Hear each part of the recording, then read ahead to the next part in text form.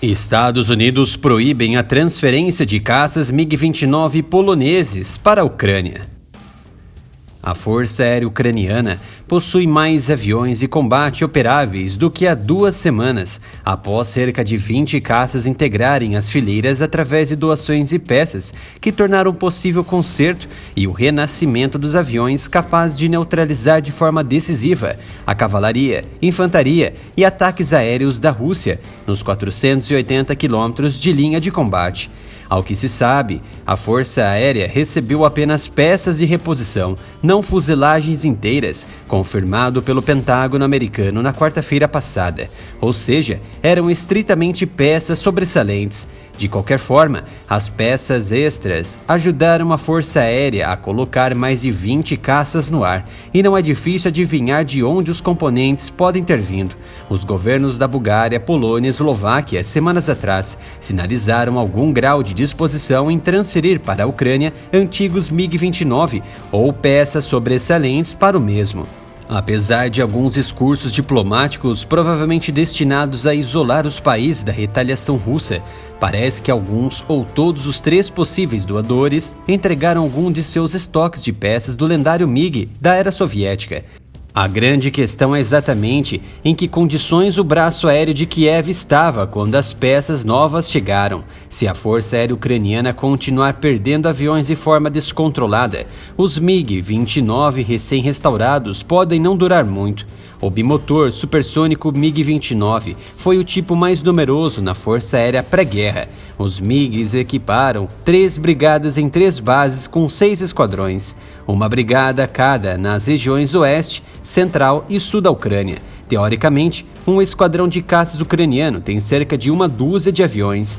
Um número menor de caças Su-27, jatos de ataque Su-25 e bombardeiros Su-24 compunham o saldo do inventário de aviões de guerra ucranianos, que era de cerca de 125 aeronaves em condições de voar quando a Rússia atacou na noite de 23 para 24 de fevereiro. Estabelecidos em pequenos aeródromos ou mesmo em estradas, principalmente, se não inteiramente, a oeste do rio Dnieper, os esquadrões de Kiev sobreviveram aos ataques aéreos e barragens de foguetes russos iniciais.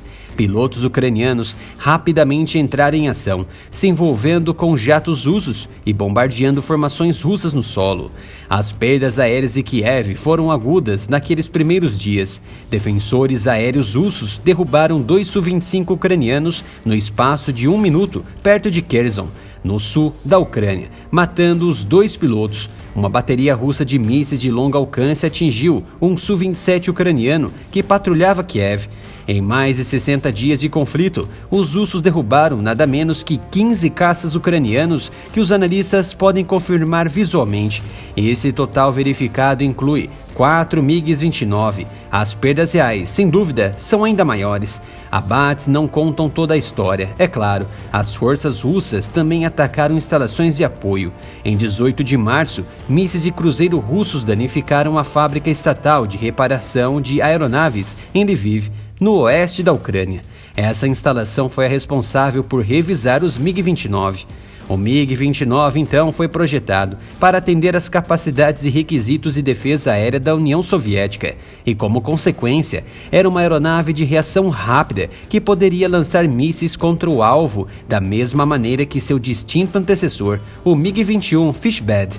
Após a reunificação, a Luftwaffe alemã adquiriu 20 MiG-29A e 4 MiG-29B treinadores da antiga Força Aérea da Alemanha Oriental. O MiG-29A foi apontado como contraponto aos caças F-15 e F-16 americanos, já que o avião soviético era rápido e manobrável e capaz de realizar acrobacias até então inéditas, como a superioridade aérea. Moscou segue também indo atrás dos estoques de combustível de Kiev. Os russos estão continuamente mirando nos depósitos de combustível das principais bases aéreas ucranianas com seus mísseis balísticos. É muito cômodo aos russos atacarem de dentro de sua nação ou pelo mar em direção a alvos no interior da vizinha. O resultado foi uma erosão constante na frota de caças voadores da nação. Na quarta semana, os esquadrões ucranianos estavam lançando apenas de 5 a 10 missões por dia, contra as 200 ou mais missões que a Força Aérea Russa era capaz de montar na Ucrânia ou ao redor.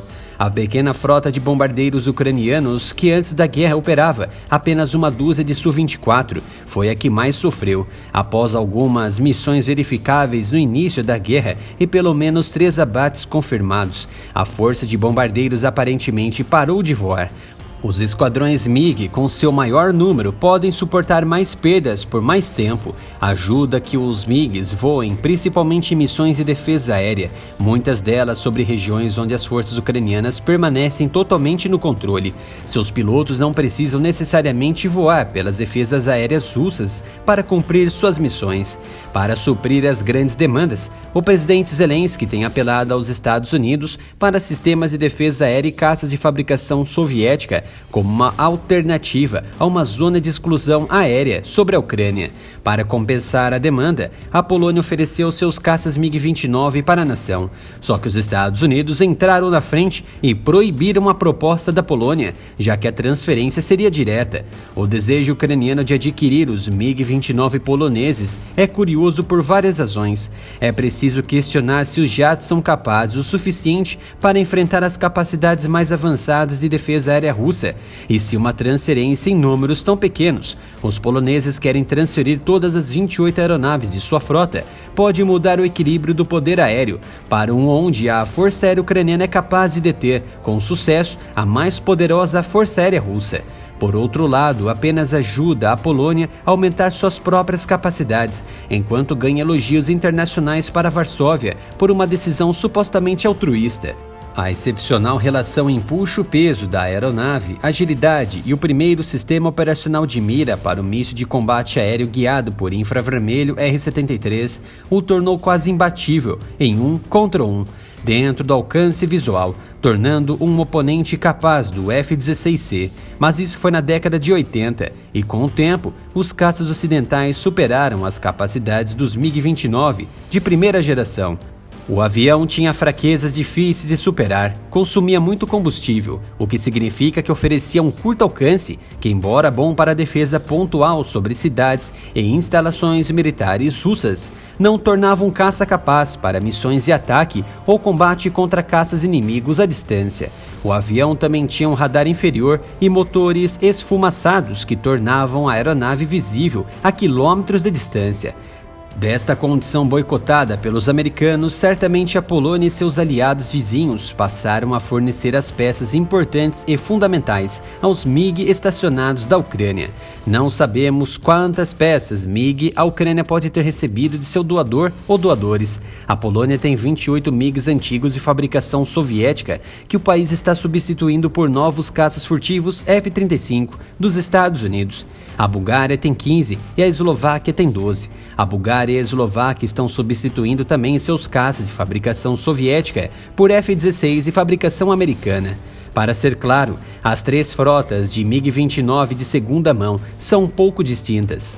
Configurações exclusivas de rádio e aviônicos para iniciantes. Cada frota utiliza um pool de peças sobressalentes ligeiramente diferentes. E isso aparentemente não foi um grande problema para a Ucrânia. Mesmo com o acordo de transferência minguado, oferecer caças de graça aos ucranianos colocou o governo polonês na vitrine internacional. Agora o canal possui Pix para diminuir as dificuldades que estamos enfrentando com as restrições de monetização do YouTube. Doe qualquer valor para a chave Pix, canal aramilitaroff@gmail.com.